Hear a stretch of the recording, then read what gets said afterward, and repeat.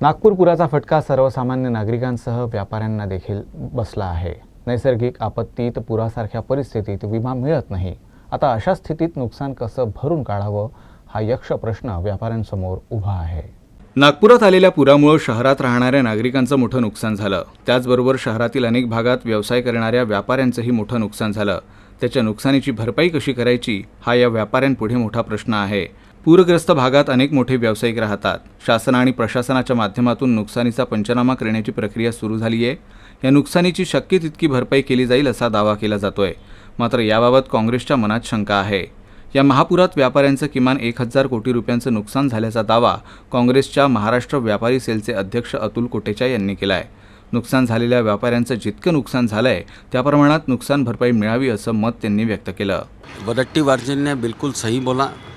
1000 करोड़ का नुकसान हुआ है, लोगों के घर में पानी घुसा, आम जनता पूरी तरीके से आलाकान है। आज भी अपने घर को बरोबर रखने के लिए आज तक वे प्रयासरत हैं। और जो लोगों का जो नुकसान हुआ, विशेष करके मुंजे चौक में, पंचशील चौक में, बर्डी में, गांधीनगर में, रामदासपेट में 8-8 फुट पानी जब घुसता है किसी के प्रतिष्ठान में तो उसका माल, उसकी पूरी रूपरेखा पूरी नेस्तनाबूद हो जाती है।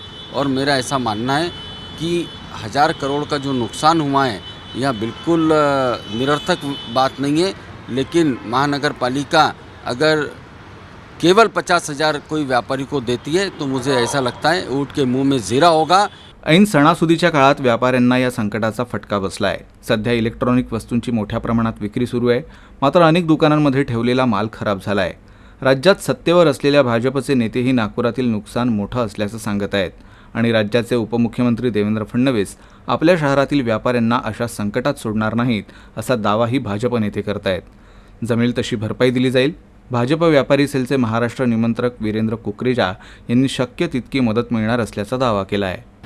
निश्चित तौर पर जो व्यापारियों का नुकसान हुआ है उसके लिए जो भी स्तर पर माननीय उप मुख्यमंत्री साहब से, माननीय मुख्यमंत्री साहब से सहयोग मांगना है वो हमारा मांगना शुरू है।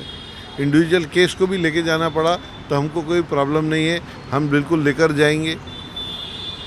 सरकार ने 50,000 रुपये तक के तत्काल मदद का घोषणा की है, ये अंतिम मदद है ऐसा कुछ नहीं है। बाकी असेसमेंट, सर्वे सब कुछ चालू है और उसके ऊपर में धीरे धीरे करके सेटलमेंट्स भी हो रहे हैं। निश्चित तौर पर मैं इस फोरम पे ये विश्वास दिलाता हूँ नागपुरकर के साथ में भारतीय जनता पार्टी पूरी ताकत के साथ खड़ी है और पूरी ताकत से हमारे व्यापारियों का नुकसान नहीं होना चाहिए, इसके लिए हम प्रयासरत हैं। व्यापाऱ्यांचं केवळ मालाचं नुकसान झालं नाही तर पुढील काही महिन्यांसाठी संपूर्ण यंत्रणाच कोलमडली आहे। माल विक्री व्यतिरिक्त इतर अनेक प्रकारची कामं प्रभावित झाली आहेत। जीएसटी आणि इन्कम टॅक्स रिटर्न भरण्यावरही परिणाम होणार आहे। देखने में अपन ने ये देखा है कि दुकानें, कोई किसी दुकान में बेसमेंट की दुकान है वो पूरी दुकान जलमग्न हो गई, कुछ अपर मिडिल में है तो वो आधी दुकान जलमग्न हो गई। तो अब ये कई लोगों के लैपटॉप जो है जलमग्न हो गए, एकदम से पानी आने के कारण उनकी कारें जो है जलमग्न हो गई। तो नुकसान काफ़ी हुआ है और उसका असेसमेंट 1000 करोड़ 2000 करोड़ ऐसे लगाना मुश्किल है, क्योंकि जो डाटा गया, जिसके कंप्यूटर में पानी गया, अब जैसे आपने पूछा था कुछ समय पहले सवाल कि महीना ख़त्म होते ही रिटर्न डालना है जीएसटी का, तो जीएसटी का रिटर्न कहाँ से डालेगा, उसका डाटा पूरा ख़त्म हो गया। इसी प्रकार से जीएसटी नहीं, इनकम टैक्स के भी रिटर्न्स जो है, क्वार्टरली रिटर्न्स इनकम टैक्स के आ जाएंगे और भी कई सारे रिटर्न्स रहते हैं जो क्वार्टरली रिटर्न्स डालने पड़ते हैं। तो डाटा जो गया है, डाटा का कोई मूल्यांकन कोई भी नहीं कर सकता। वो डाटा रिट्राइव करना अपने आप में एक बहुत बड़ा कसरत हो जाएगा व्यापारियों के लिए। पूरसदृश्य परिस्थितीत क्लेम कितीही असो, पूरसदृश्य परिस्थितीत झालेल्या नुकसानीची भरपाई विमा कंपनीकडून मिळवणं सर्वच प्रकारच्या व्यावसायिकांना अवघड जातं असंही जाणकारांचं मत आहे। आणि बहुतेक व्यापारी आणि व्यावसायिक असे आहेत ज्यांच्यासाठी विमा काढता येणं शक्य नाही। अशा स्थितीत सरकारकडेच त्यांची आस आहे। कॅमेरा पर्सन जितेंद्र खापरेसह दिव्येश द्विवेदी, यूसीएन न्यूज, नागपूर।